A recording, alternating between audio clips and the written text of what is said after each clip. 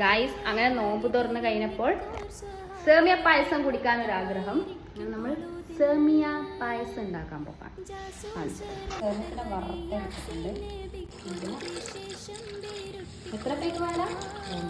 3 പേക്ക് പാൽ. പിന്നെ ആവശ്യത്തിന് പഞ്ചസാര. ഗൈസ് മിൽക്ക് മേഡ് ഒഴിച്ചു കൊടുക്കുന്നുണ്ട്. പാല് പതിച്ച് കഴിഞ്ഞാൽ അതിലേക്ക് നമ്മൾ നേരത്തെ ഉണ്ടാക്കി വെച്ച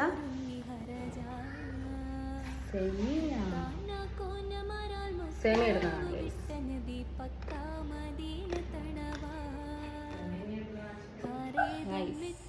കുരുത്തക്കേടിന്റെ അങ്ങേറ്റം.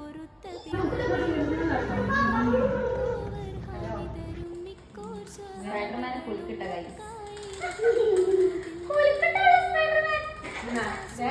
പിന്നെ ഗൈസ് കുറച്ച് ഉപ്പ് ഇട്ടിട്ടുണ്ട്, പിന്നെ ഏലക്കായും ഇട്ടിട്ടുണ്ട്. ഇത് തിളക്കാൻ തുടങ്ങിയപ്പോൾ അതിൻ്റെക്ക് നമ്മൾ നേരത്തെ ഉണ്ടാക്കി വെച്ച വറുത്ത് വെച്ച സേമിയ ഇട്ടിട്ടുണ്ട്.